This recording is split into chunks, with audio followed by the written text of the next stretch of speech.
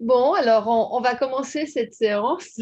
Bonjour à tout le monde et bienvenue donc à cette séance d'information pour les études, pour celles et ceux d'entre vous qui vous intéressez à des études de biologie ici à l'Université de Genève. Comme notre président de section, le professeur Michel Milinkovic, n'était pas disponible cet après-midi, c'est moi en tant que vice-présidente de section qui vais commencer cette présentation. Alors, cette session va être divisée en 4 parties. Je vais commencer donc par une présentation un peu générale sur la section et de ce qui s'y fait en recherche. Ensuite, notre conseillère aux études, Audrey Bélier, va vous parler plus en détail de la filière et du cursus en biologie. Ensuite, il va y avoir un zoom sur un domaine de recherche présenté par le professeur Guillaume Salbreux, qui est récemment arrivé à Genève et qui va nous parler de ses recherches qui concernent les principes physiques à la base du développement des organismes vivants et comment ces principes physiques influencent la forme des cellules et des tissus au cours de l'embryogenèse.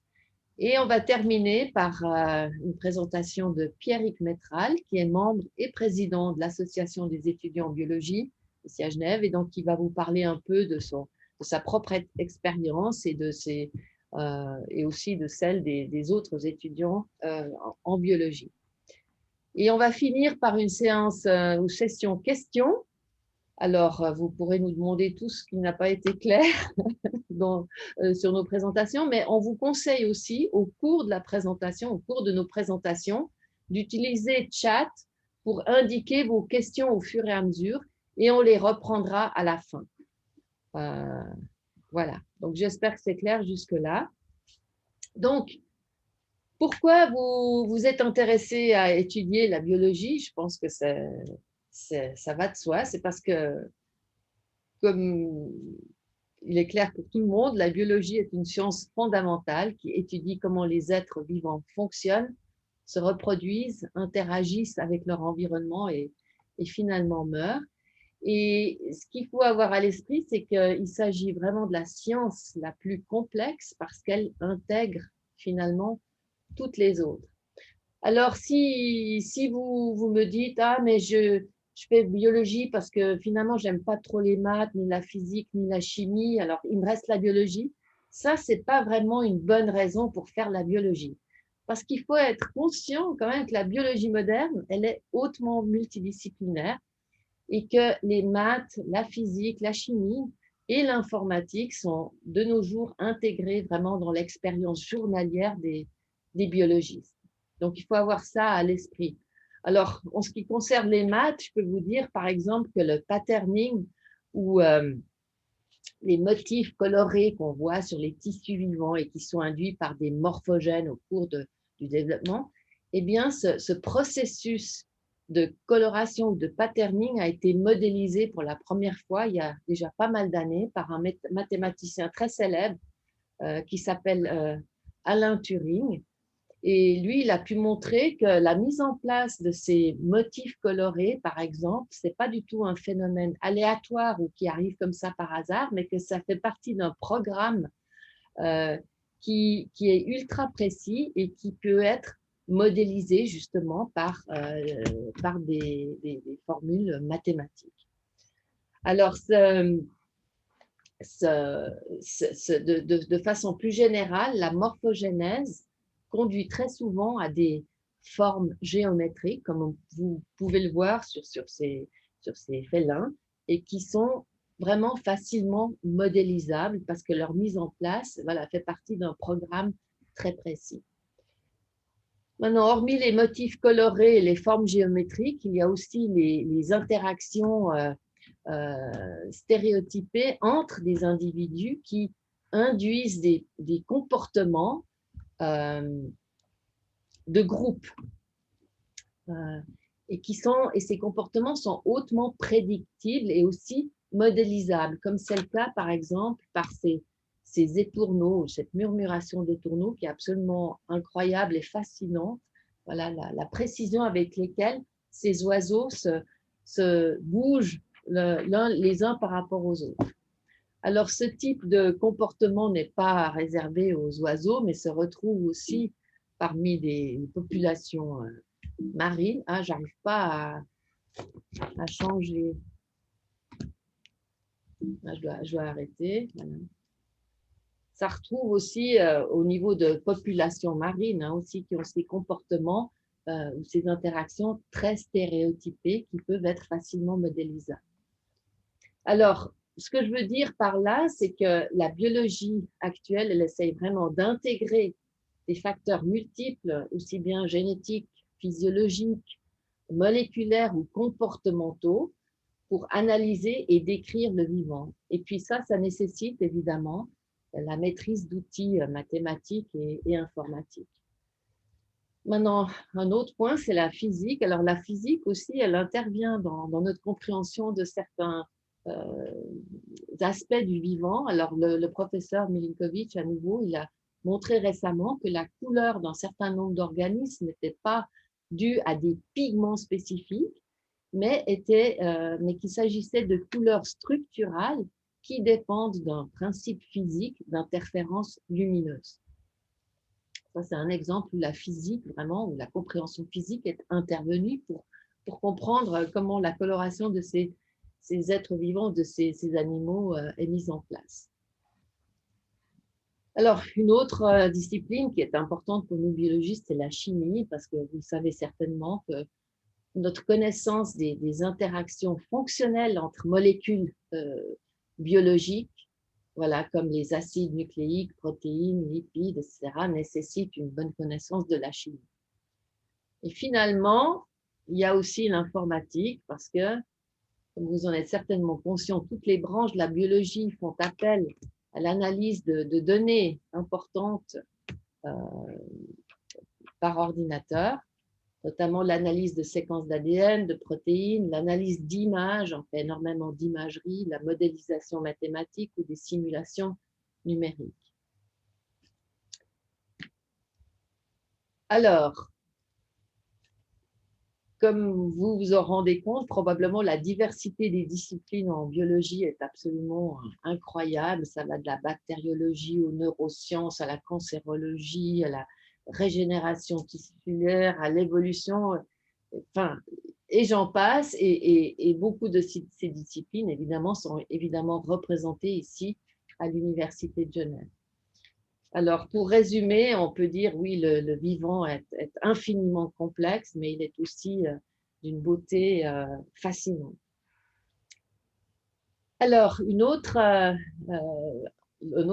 raison pourquoi étudier la biologie, ou bien ce qui rend la biologie aussi attractive, c'est la diversité des situations et des lieux d'études, parce que ça peut aller de laboratoire, différentes situations en laboratoire, à du travail sur le terrain, où on peut être amené à se rendre dans des contrées éloignées, soit pour pouvoir étudier l'animal qui nous intéresse, ou aussi découvrir des nouvelles espèces. Donc, c'est très varié comme environnement de travail. Mais ce qu'il faut avant tout, je pense, pour faire de la biologie, c'est être curieux, puis avoir cette impatience de comprendre, ou bien vraiment avoir cette passion de vouloir répondre aux questions qui sont encore non résolues, soit sur le fonctionnement, soit sur le dysfonctionnement du vivant, soit sur ses origines, ou bien les processus qui sont liés à son évolution permanente. Donc, c'est vraiment ça qui est important, c'est avoir envie de faire partie de cette aventure fantastique qu'est la recherche.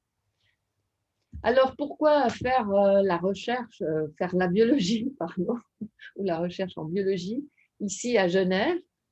Alors, il faut quand même avoir l'esprit qu'on fait partie d'une institution qui a une renommée mondiale et qui, aussi grâce à une recherche vraiment de pointe qui se fait chez nous, dans différents domaines de la biologie. Je ne vais pas revenir sur les multiples aspects qui sont étudiés ici, mais qui vont de la génétique moléculaire à la physique de la biologie, à la neurobiologie, à la microbiologie ou à l'écologie. Donc, c'est très, très vaste. Et aussi, notre université a la chance d'être classée parmi les 100 meilleures universités du monde dans les classements internationaux. Alors, par exemple, on en est très fiers. En 2019, Genève a été classée 53e. Bon, derrière l'université et l'ETH de Zurich, mais quand même devant l'UNIL et l'EPFL. Donc, voilà, on était contents. Il faut aussi mentionner que très souvent, nos recherches paraissent ou bien sont publiées voilà, dans des revues internationales. Donc, voilà, il y a de quoi être fier.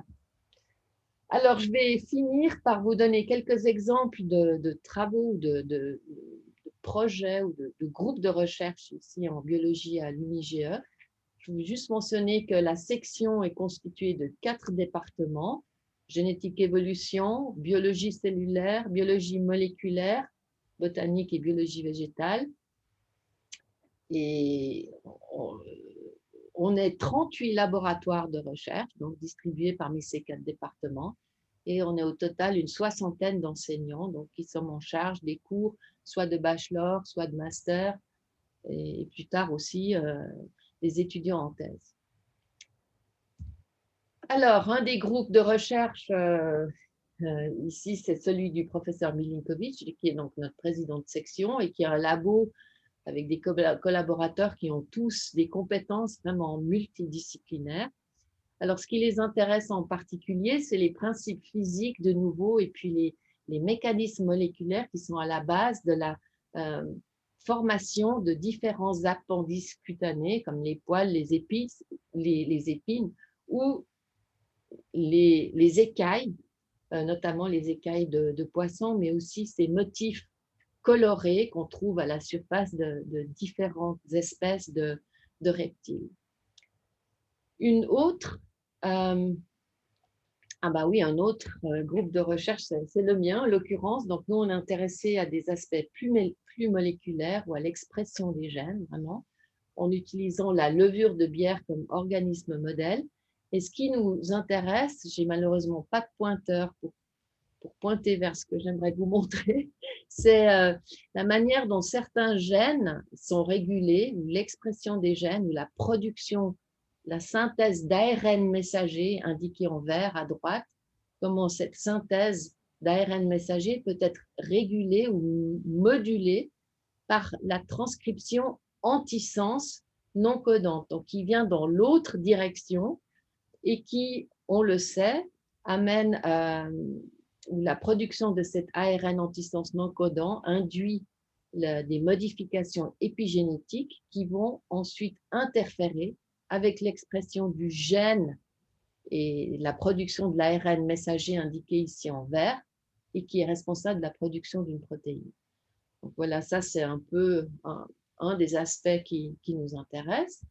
Un autre groupe de recherche représentatif de notre section, c'est celui du professeur Robbie Levis, qui travaille aussi sur l'allure. Et lui, ce qui l'intéresse, c'est un complexe qui s'appelle TORC1 et qui est impliqué dans le contrôle de la croissance des cellules et aussi dans la mesure de la tension membranaire. Et surtout, ce qu'il a remarqué, c'est que quand il enlève le glucose des cellules, maintenant ma flèche marche. Quand il enlève le glucose des cellules, donc il fait une espèce de restriction calorique des cellules, eh bien ça induit la polymérisation de ce complexe TORC. Donc toutes les unités TORC1 vont polymériser pour former une énorme hélice polymérique qui est complètement inactive et ça va conduire à une inhibition de la croissance de ces cellules. Et ce que j'aimerais mentionner aussi, c'est que le groupe Levis a réussi à définir ou à établir la structure tridimensionnelle de cette énorme hélice en utilisant la technique de cryomicroscopie électronique dont on a récemment installé une plateforme ici chez nous en biologie. Alors, un quatrième groupe dont je voudrais vous parler, c'est celui du professeur Ivan Rodriguez au département de génétique et évolution. Alors, ce groupe s'intéresse à la manière dont les odeurs sont perçues par notre système olfactif et comment ça peut influencer ou générer des comportements innés ou stéréotypés, comme par exemple la réaction de fuite face à un potentiel prédateur. Alors, ce que ce groupe fait pour analyser le fonctionnement de ces circuits neuronaux, c'est de faire des mutants, hein, en faisant des manipulations génétiques. Ils arrivent à interférer avec le fonctionnement de ce réseau neuronal. Et vous avez ici à droite deux films d'une souris normale, sauvage, qui est mise en présence d'un rat qui est endormi. Alors la souris normale s'approche du rat, mais elle reconnaît tout de suite que c'est potentiellement dangereux et elle fuit. Alors que la souris qui a été modifiée génétiquement et qui a un système donc olfactif altéré, elle s'approche du rat, explore et ne montre aucune réaction de crainte ou de fuite. Donc, qui montre bien qu'ils ont, par leur manipulation génétique, réussi à interférer avec le système olfactif. Et le dernier groupe, c'est celui du professeur Roman Ulm, du département de biologie végétale. Et ce groupe s'intéresse plus particulièrement à la manière dont les plantes répondent à leur environnement lumineux. Et plus particulièrement, ils essayent de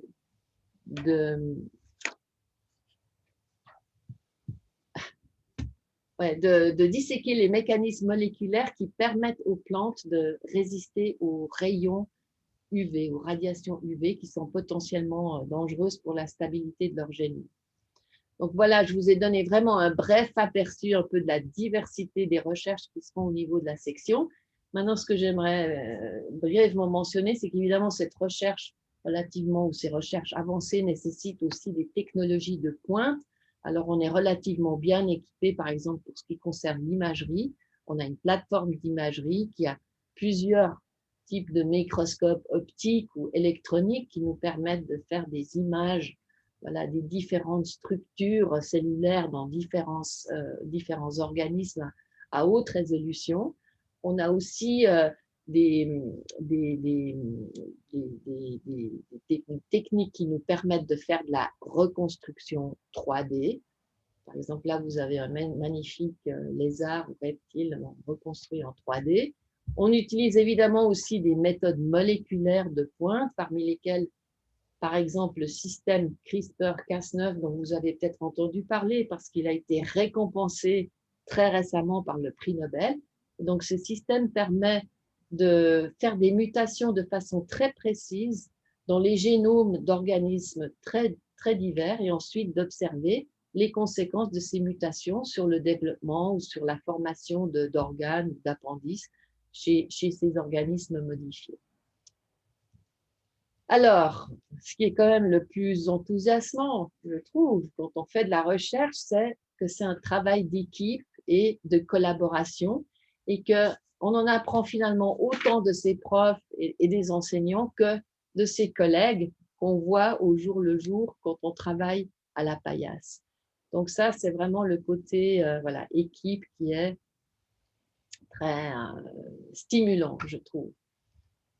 Alors, pour finir, ce que j'aimerais vous dire, c'est que la section de biologie, dès le bachelor, vraiment, vous offre un enseignement exigeant, certes, mais de qualité et aussi très personnalisé. Et ça, c'est grâce à des enseignants qui sont toujours à l'écoute, qui sont hyper motivés pour transmettre aux étudiants les connaissances de base indispensables, mais aussi leur enthousiasme pour la recherche et surtout un esprit critique et d'ouverture face aux défis scientifiques et sociétaux d'aujourd'hui et de demain.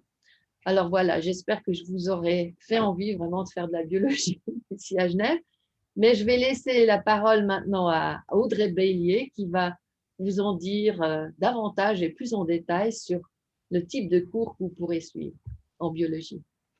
Donc, il faut que je quitte mon... Je crois que je peux le faire moi-même. Je crois que j'ai... Voilà. C'est bon? Vous voyez bien mon écran? C'est tout bon? Oui. Ok, parfait, super. Bonjour à tous. Donc, je suis effectivement Audrey Bélier, la conseillère aux études pour la section de biologie.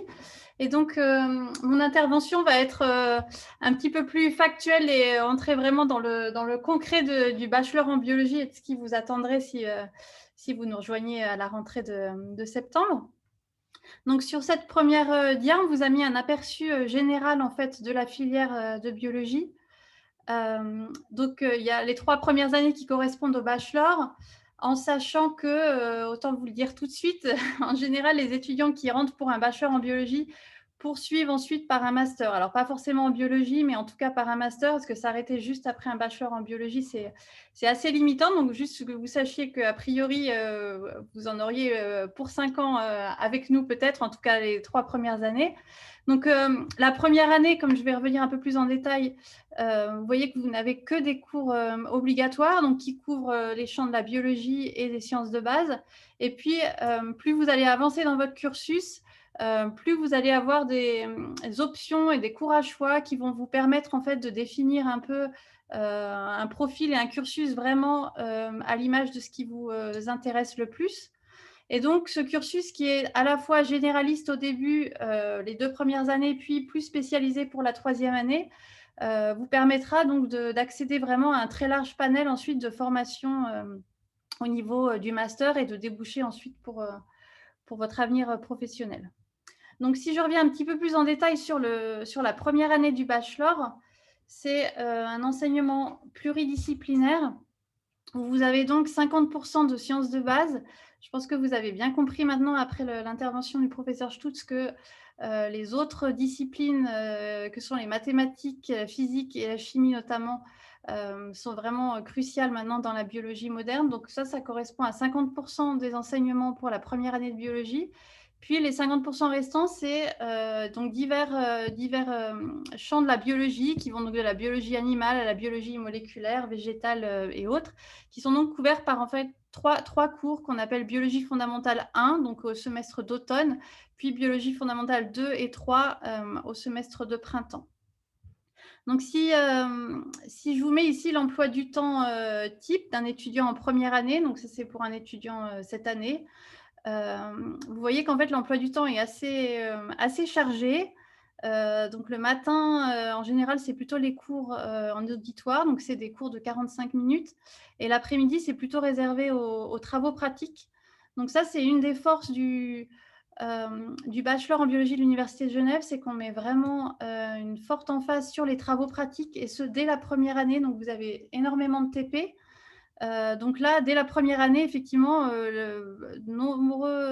grand nombre de vos après-midi sont occupés par des TP, donc pas tous. Hein. Si vous voyez là, par exemple, en détail, les travaux pratiques de physique générale, ça a lieu soit le mardi, soit le vendredi. Donc vous avez quand même des après-midi de libre, mais donc juste que vous sachiez que en arrivant à l'université, en tout cas pour le bachelor en biologie, votre emploi du temps continuera à être assez chargé. Pour ce qui est des examens et des conditions de réussite, donc pour notre bachelor, en fait, on a des sessions d'examen à la fin de chacun des 2 semestres. Donc, on a une première session d'examen en janvier-février, donc pour les enseignements que vous aurez eu au semestre d'automne. Puis, on a une session d'examen en juin pour le semestre de printemps. Vous avez en fait 2 tentatives pour chacun des examens. Donc, si jamais par malheur vous ne réussissiez pas un de vos examens en janvier ou en juin, vous avez encore une session de rattrapage fin août, début septembre. Donc, pour chacun des examens, vous avez en fait 2 tentatives. Pour réussir votre première année, vous devez avoir un minimum de 4 à chacun de vos examens. Ce n'est pas une moyenne globale de tous ces enseignements, c'est vraiment chacun des examens indépendamment doit être réussi. Vous avez le droit en fait à une seule note entre 3 et 4 pour des disciplines hors biologie. La première année peut être redoublée une fois. Donc, si vraiment, malgré tout ça, vous ne réussissiez pas, vous pouvez tout de même redoubler une fois votre première année. Et donc ensuite, puisque tout se passera bien, vous accéderez donc à la 2e puis à la 3e année du bachelor, où là, en fait, il y a à la fois des cours obligatoires et des cours à choix. Mais donc, comme je vous l'ai dit, en 2e année, ça reste beaucoup de cours obligatoires. Donc, ça couvre de nombreux champs de la biologie pour vous constituer en fait un cursus donc assez généraliste. Vous n'aurez que quelques cours à choix en 2e. Par contre, en 3e année, il n'y a plus que 2 cours obligatoires. Et puis ensuite, c'est vous qui vous constituez un peu votre plan d'études en choisissant des cours parmi une liste de cours à choix. À nouveau, en deuxième et troisième année, il y a beaucoup de travaux pratiques. Et puis, il faut savoir aussi qu'en troisième année, on encourage fortement nos étudiants à participer à des programmes de mobilité. Donc, on les encourage à partir sur l'année complète de la troisième année pour aller donc étudier dans une institution partenaire en Suisse, en Europe ou même dans le reste du monde. Voilà. Donc, en résumé, pour le bachelor, il faut avoir à l'esprit tout de même que c'est une formation assez exigeante. On a environ 50% de réussite en première année. On ne dit pas ça juste pour vous faire peur, mais juste pour que vous ayez bien conscience qu'il faut travailler dès le début, dès que vous arrivez au bachelor.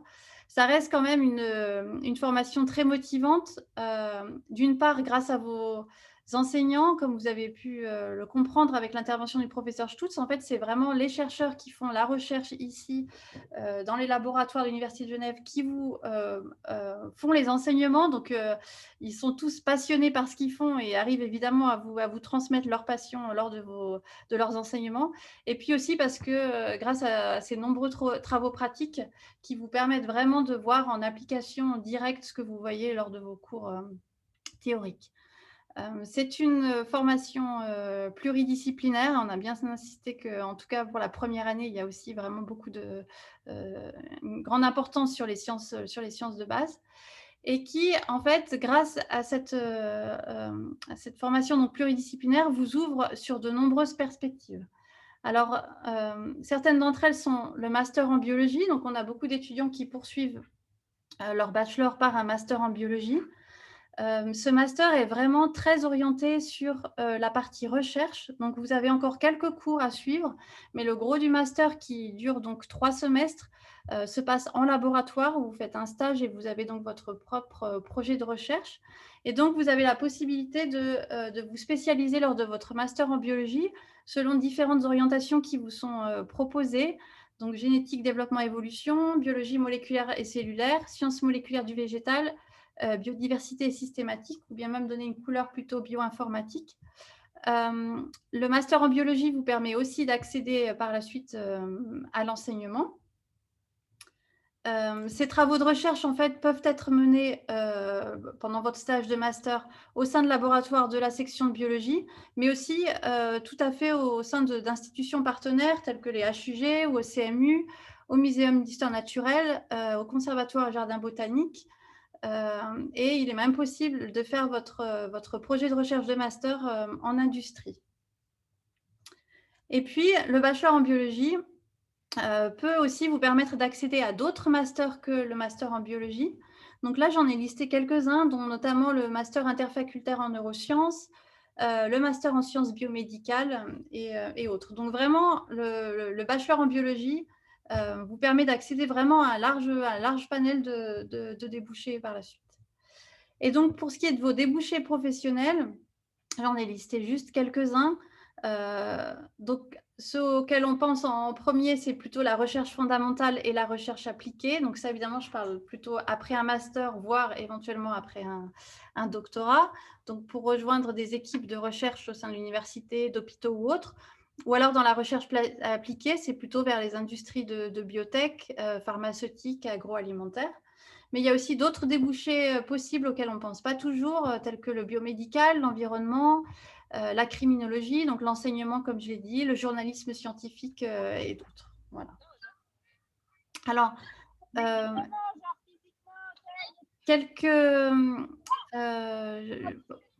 que vous sachiez, les prérequis pour entamer vos études de biologie en faculté des sciences de l'Université de Genève. Donc, il vous faut évidemment le niveau maturité. Il y a des micros, je crois, qui sont ouverts. Et si vous avez l'option supplémentaire ou complémentaire en biologie, c'est bien, c'est un atout, mais c'est clairement pas indispensable. C'est important que vous ne soyez pas réticent à l'anglais. En tout cas, en première année, les enseignements sont en français, mais plus vous avancez dans votre cursus, plus les enseignements… Il y a des cours qui sont donnés en anglais. Ah. Je pense que c'est Julien qui a son micro d'allumé. Si vous pouvez couper votre… Voilà, donc effectivement, il y a certains cours qui sont donnés en anglais, donc faut pas être réticent, il faut voilà, vous mettre à l'anglais dès à présent. Mais le plus important, comme le professeur Stutz l'avait mentionné, c'est vraiment d'être curieux, d'être motivé et quand même être prêt à fournir une bonne charge de travail. Pour les Français, il y a des conditions, des prérequis un petit peu particuliers. J'imagine que vous êtes peut-être déjà renseignés. Ce qu'il faut avoir en tête, c'est qu'il faut en tout cas avoir gardé la spécialité mathématique. Je sais qu'avec la réforme, là, c'est un peu compliqué, mais la spécialité mathématique en première et en terminale. Donc, que ce soit en spécialité ou en option complémentaire, mais il faut qu'il y ait eu des maths jusqu'en terminale et puis que vous ayez au minimum 12 sur 20 à votre bac. Voilà, pour en savoir plus, il y a ce site de la section de biologie, donc vous tapez biologie.unige.ch. Vous verrez, il y a toute une rubrique sur études en biologie, vous retrouverez tout ça en détail, n'hésitez pas à aller consulter notre site. Et puis, comme vous le savez sans doute, il y a aussi les admissions qui se font en fait en ligne à l'Université de Genève. Et ce qui est vraiment très important, c'est de retenir cette date du 30 avril 2021, qui est donc le délai pour vous inscrire. Voilà. Je prendrai vos questions, on prendra vos questions à la fin. Mais là, je vais laisser donc la parole au professeur Guillaume Salbreux, qui va vous donc parler de ses recherches dans son groupe ici à la section de biologie. J'arrête le... Tac. Est-ce que vous m'entendez? Vous voyez ma présentation? Oui. Okay. Donc, bonjour à tous. Donc, je vais vous parler rapidement de mon sujet de recherche et à l'Université de Genève. Et donc, je m'intéresse aux aspects de la biologie je suis à la jonction entre la physique et la biologie. Et je m'intéresse à la morphogénèse, donc c'est-à-dire la génération de formes en biologie, donc comment on crée une forme avec des cellules. Et d'abord, je vais vous expliquer brièvement mon parcours, puisque j'ai fait des études de physique, ce qui est peut-être inhabituel pour quelqu'un qui est dans un département de biologie, mais comme il a été déjà mentionné, la biologie est interdisciplinaire. Et donc, j'ai d'abord fait des études de physique et mathématiques à l'école polytechnique, puis j'ai fait un master de physique théorique à l'école normale supérieure à Paris. Et ensuite, je pensais faire une thèse dans le domaine de la physique, peut-être en physique des particules. Mais finalement, j'ai eu la chance de rencontrer mon futur directeur de thèse à l'Institut Curie à Paris, qui m'a fait découvrir un domaine dont j'ignorais l'existence, qui est l'interface entre physique et biologie. Et je montre cette animation ici parce que je la trouve jolie et particulièrement parlante. Et donc, cette animation montre à l'intérieur de la cellule qu'il y a des structures qui s'appellent le cytosquelette, qui est un ensemble de filaments qui donne une architecture à la cellule. Et ces filaments sont, comme on le voit sur le film, ces filaments sont très dynamiques. Ils sont constamment fabriqués et détruits, réarrangés à l'intérieur de la cellule. Et ce qu'on voit ici à la fin du film, c'est un moteur moléculaire qui déplace un cargo le long de. Donc, on ne voit pas l'animation en fait. Juste. Ah. En fait, on voit tes deux diapos. On voit ta diapo active et la diapo suivante. Je crois que ce n'est pas en fait en mode plein écran. Voilà. Est-ce que c'est mieux maintenant? En tout cas, c'est en plein écran, mais on ne voit toujours pas d'animation. Ah voilà, ça y est. Ouais, c'est tout bon. Donc voilà, je disais que c'était dynamique, ça ne l'était pas, mais maintenant ça l'est. Donc on voit des filaments dans la cellule qui s'assemblent et qui se désassemblent. Et puis, vous allez voir donc à la fin du film voilà, ce moteur moléculaire qui avance sur un filament. Et quand on voit ce film, on réalise qu'il y a des questions de physique, puisqu'il y a des questions de force. Il faut une certaine force pour tirer ce cargo dans un fluide à l'intérieur de la cellule. Et donc, j'ai réalisé qu'on pouvait faire de la physique théorique en biologie. Et donc, j'ai fait ma thèse dans ce domaine. Et puis par la suite, j'ai fait un postdoc aux États-Unis. Et puis ensuite, j'ai commencé mon groupe en Allemagne, à l'Institut Max Planck à Dresde. Puis je suis allé quelques années au Francis Crick Institute à Londres, qui est un institut de biologie interdisciplinaire. Et puis depuis quelques mois, je suis arrivé à l'Université de Genève.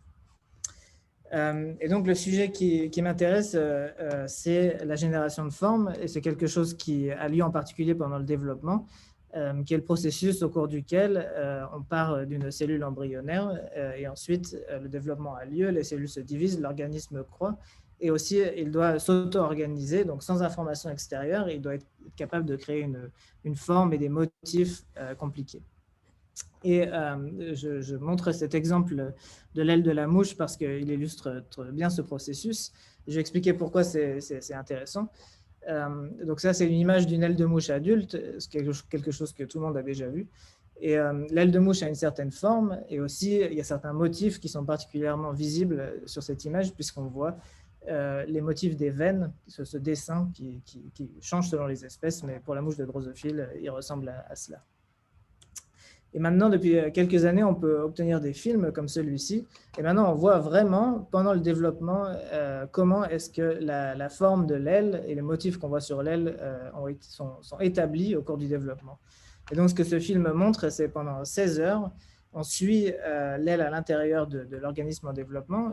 Et initialement, on a un tissu à peu près rectangulaire. Et puis, on voit qu'il y a des flots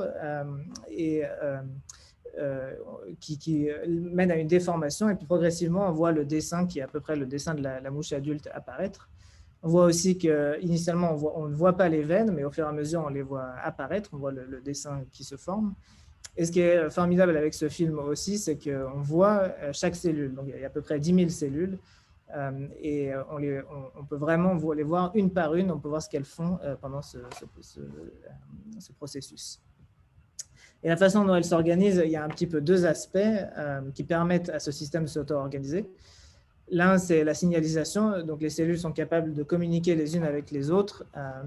Donc, certaines cellules sécrètent des molécules qui diffusent dans l'espace extracellulaire. Puis ensuite, des récepteurs à la surface d'autres cellules s'attachent à ces molécules. Et puis, en fonction de ce signal qui est détecté, les cellules interprètent le signal et prennent des décisions. Et donc, c'est comme ça qu'on peut, par exemple, faire émerger ces patterns de veines qu'on voit apparaître dans le film que j'ai montré. Et l'autre aspect, c'est un aspect mécanique, c'est-à-dire qu'il faut aussi que les cellules exercent des forces les unes sur les autres et pour permettre au tissu de se déformer progressivement. Et une manière d'étudier ça, c'est ce qu'on voit ici, c'est le même film que j'ai montré tout à l'heure, mais maintenant, on a fait une analyse d'image, on l'a traité, et on a détecté le contour de chaque cellule. Et ce film y ressemble, mais en fait, c'est maintenant une représentation informatique où on ne dessine que le contour de chaque cellule. Et en faisant ça, ça permet de suivre la trajectoire des cellules, et ça permet aussi de regarder exactement ce qu'elles font, comment elles se déforment au cours du temps. Et ça permet par exemple de construire ces cartes qui nous donnent une idée des motifs, des patterns de déformation dans le tissu. Donc dans le film du dessus, en jaune, on voit l'élongation par unité de temps. Donc dans chaque petite barre montre dans quelle direction le tissu se déforme. Et puis le champ du dessous montre l'élongation des cellules qui a lieu le long de l'axe horizontal. Et quand on regarde ces films, on s'aperçoit d'autre chose, qui est que les cellules ne se contentent pas de se déformer, aussi elles peuvent se réarranger et changer de voisin. Donc ce que ce schéma montre, on trouve des événements au cours desquels des cellules qui sont voisines, mais la jonction qui les relie se contracte, et puis elles perdent leur relation de voisinage, et puis d'autres cellules qui n'étaient pas voisines le deviennent. Et c'est ce qu'on voit dans ce film. Ici, si on regarde suffisamment attentivement, on peut voir certaines jonctions, là on voit les cellules plus précisément, donc on peut voir certaines jonctions qui se contractent et des cellules qui perdent leur relation de voisinage. Et pour montrer qu'il y a de la physique dans tout ça, on peut mettre ça en équation, en écrivant une équation qui nous dit que la déformation du tissu en jaune vient en partie de la déformation des cellules en bleu ou du fait que les cellules peuvent se réarranger en rouge. Donc c'est simplement l'idée que pour déformer un tissu, soit on déforme chaque cellule dans le tissu, soit on réarrange les cellules, on les bouge, on change leur relation de voisinage. C'est ce que montre le schéma du dessous encadré en rouge. Et ça permet aussi d'allonger le tissu. Et en faisant une analyse mathématique des films que j'ai montrés, on peut obtenir des courbes comme celle-ci qui montrent au cours du temps la contribution de ces différents processus. Donc en jaune, c'est l'élongation totale du tissu. En bleu, c'est l'élongation des cellules. Et en rouge, les réarrangements cellulaires. Et ça révèle des choses qui sont plus compliquées que ce qu'on peut imaginer en regardant le film. C'est-à-dire, par exemple, qu'au début, les cellules s'allongent trop, elles s'allongent plus qu'elles le devraient. Et puis ensuite, elles réduisent leur élongation. et elle retourne, et les réarrangements cellulaires contribuent à l'élongation du tissu. Donc ces caractérisations quantitatives de ce qui se passe pendant le développement, ça nous permet de faire un lien entre ce que chaque cellule fait localement à l'intérieur du tissu et ce qui se passe globalement dans le tissu complètement. Ça nous permet de relier des échelles qui sont très différentes. Et rapidement, je voudrais montrer un autre exemple qui est cette fois-ci pas dans le développement, mais qui est à propos de la croissance de tumeurs cancéreuses. Et ce film ici, il est obtenu par des collaborateurs expérimentaux avec lesquels je travaille. Et il montre un morceau du pancréas de la souris. Et la souris est utilisée comme système modèle pour étudier la croissance des tumeurs cancéreuses. Et le pancréas est fait de tubes, donc on voit ce tube en gris. Et puis dans ce film, on a aussi marqué les cellules cancéreuses en rouge, et on voit que les tumeurs, quand elles croissent, elles créent des déformations locales du tissu. Donc au lieu d'avoir un tube simple, on a ces petites déformations qui apparaissent.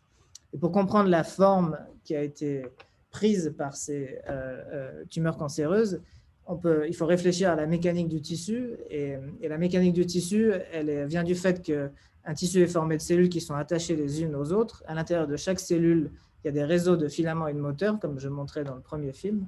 Et puis, ces réseaux de filaments de moteurs, ils exercent des forces à l'intérieur des cellules qui sont comme des tensions de surface, donc des forces qui tendent à réduire l'air, qui ont le même comportement physique, par exemple, que la tension de surface à la surface d'une bulle de savon.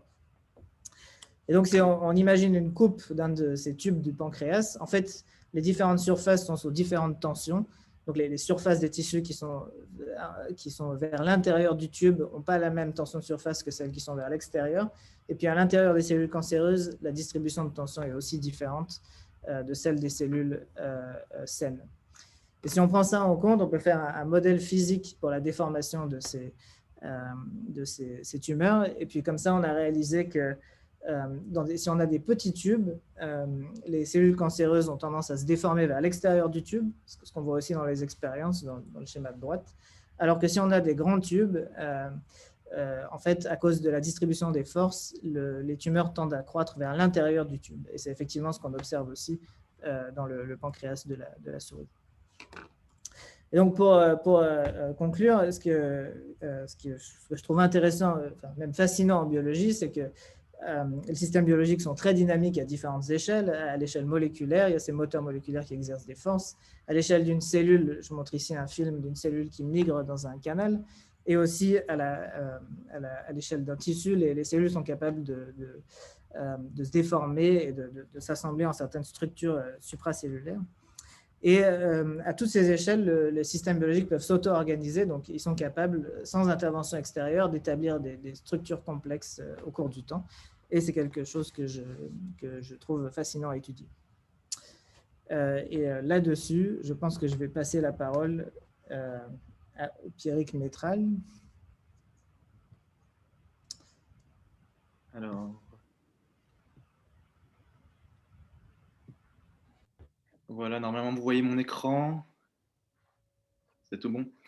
Donc, je m'appelle Pierrick Métral. Je suis étudiant en master ici à Genève en sciences moléculaires du végétal. J'étais aussi président de l'association des étudiants en biologie pendant 2 ans. Et j'ai fait mon bachelor, évidemment, ici à Genève en biologie. Donc, je vais essayer de vous donner un petit peu envie de vous inscrire pour des études en biologie à l'université. Les photos que vous allez voir dans ce mini diapo, c'est toutes des photos que j'ai prises pendant mes études, surtout pendant les travaux pratiques. J'espère que ça va vous donner un peu envie de venir en biologie. Donc pour la première année, ce que moi j'ai vraiment ressenti, c'est qu'il y avait un rythme de travail vraiment différent à adopter par rapport au collège. Vous allez être beaucoup plus seul pour apprendre, pour vous prendre en charge. Mais dans l'ensemble, les profs sont toujours là pour vous aider, pour répondre à vos questions. Donc il faut vraiment être ouvert à poser des questions, à s'intéresser dans toutes les études en général à l'université. Ce qui est bien avec les cours de biologie en première année, c'est que c'est des cours qui abordent vraiment de nombreux domaines de la biologie. Vous n'allez pas voir très en détail, mais c'est vraiment des cours qui vont vous donner un bon aperçu de tous les domaines que vous pouvez avoir en biologie. Et puis, vous allez aussi avoir dès la première année des travaux pratiques qui vont vous permettre d'appliquer certaines notions que vous avez déjà vues en cours. Et puis, ce qui est intéressant en biologie, c'est évidemment la pratique. J'espère qu'il y en aura cette année le plus possible en présentiel, malgré la situation sanitaire, mais ces travaux pratiques sont vraiment très intéressants et ils sont là dès la première année. Évidemment, vous avez des cours hors biologie. C'est des cours qui ne m'ont pas paru vraiment très difficiles. C'est évidemment qu'il faut travailler, mais normalement, si vous travaillez régulièrement, vous pouvez les réussir sans trop de problèmes, surtout avec un cursus au collège à Genève. Pour la deuxième année, là, ça devient assez intéressant parce que vous avez beaucoup de cours à choix libre déjà. Vous pouvez déjà soit vous orienter vers un domaine qui vous paraît plus intéressant, soit alors découvrir de nouvelles choses en biologie. Et de nouveau, vous avez aussi beaucoup de travaux pratiques et des sorties sur le terrain. Donc, c'est très intéressant. Ça met vraiment en pratique tout ce que vous apprenez en classe. Et ça vous donne un aspect un peu différent de la biologie. Pour la troisième année, alors là, vous êtes vraiment libre pour choisir tous vos cours. Il n'y a que 2 cours obligatoires. Le reste, c'est des cours qui sont à choix libre. Donc, vous pouvez vous orienter vers des domaines qui vous plaisent en particulier. Par exemple, pour mon cas, j'ai pris pas mal de cours en relation avec la biologie végétale, pour lequel j'étais particulièrement intéressé. Et puis, vous avez, ce qui est très intéressant en troisième année, 2 fois 3 semaines de travaux pratiques en laboratoire avec des mini-projets. Donc là, vraiment, vous commencez à pouvoir vous-même avoir votre projet, pouvoir apprendre certaines techniques de laboratoire et puis pouvoir découvrir un petit peu ce monde en dehors des salles de cours où vous faites que apprendre des notions. Ce qui est très intéressant ici à Genève, pourquoi faire un bachelor en biologie ici à Genève, c'est que vous êtes normalement des petits groupes avec pas trop d'étudiants, une centaine, en première année un peu plus d'une centaine, et donc le contact avec les professeurs est assez facile. Vous pouvez sans autre poser des questions pendant les cours, en dehors des cours. Vous avez aussi la possibilité de faire des stages en laboratoire pendant l'été pour essayer un petit peu des techniques de laboratoire, découvrir le monde du laboratoire et puis avoir quelques crédits. Et puis, évidemment, ce bachelor va vous permettre d'être pris plus facilement dans un laboratoire à l'Université de Genève pour faire un master. Et déjà, dès la première année, dès la deuxième année, vous pouvez discuter avec des profs pour découvrir leurs thèmes de recherche, puis éventuellement prévoir un master pour la suite. Il y a aussi, évidemment, une association des étudiants ici en biologie qui vous aide en vous fournissant des résumés. Il y a un système de parrainage, il y a des visites de laboratoire pour vous faire découvrir ce que vous pouvez faire en biologie après la première année, la deuxième année, voire après un bachelor ou un master. J'espère que cette année, il y aura toujours autant d'activités organisées malgré la crise, mais en tout cas, l'AEB, donc l'association des étudiants, fait en sorte de vous orienter et de vous guider à travers vos études. Si vous avez des questions, d'ailleurs, vous pouvez les contacter. Voici l'adresse email, c'est tout simple, aeb@uniger.ch. N'hésitez pas à poser des questions. C'est des étudiants qui vous répondent, donc ça sera assez simple pour vous.